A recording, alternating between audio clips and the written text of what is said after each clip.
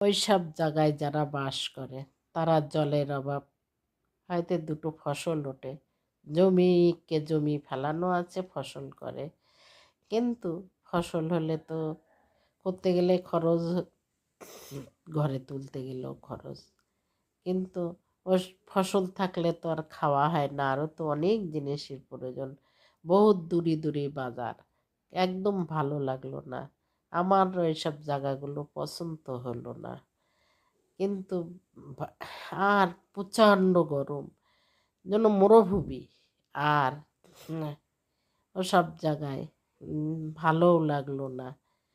লাল মাটির দেশেও ভালো লাগলো না, লাল মাটি দেখলাম ভালো লাগলো না, বালি মাটি দেখে আসলাম ভালো লাগলো না, জল থল কম, গাছ গাছলা কম। কিন্তু ওইসব জায়গায় যদি রাস্তার ধার দিয়েও 2-10টা গাছ লাগানো থাকতো, তা তো মানুষ দাঁড়াতে পারতো। একটা গাড়ি রাখার জায়গা নেই, রাস্তা বিশাল বিশাল রাস্তা, কিন্তু কোনো ছায়া নেই, আর রৌদ্র, আর রৌদ্র আর গরম। তাই বলতে চাই সরকারকে, যে ওইসব জায়গাগুলোয় গাছ লাগাই দিই। খুব মরুভূমি এলাকা, আমার পছন্দ হলো না। তারাপীঠ অবধি গেলাম, আমার পছন্দ হলো না, ফাঁকা, সব ফাঁকা। ওইসব রোডে সব গাছ লাগানোর দরকার। গ্রাম গায়ে গাছ নেই, কোনো গ্রাম তো নেই, অনেক দূরে দূরে 2-10টা করে বাড়ি আছে, কি 2-5টা করে বাড়ি আছে, তাদের বাজারঘাটও বহুত দূরে দূরে। কিন্তু ওখানে যদি কিছু গাছ লাগানো যেত, তাহলে মানুষ রাস্তার ধারেও গাছ থাকলে দাঁড়াতে পারত।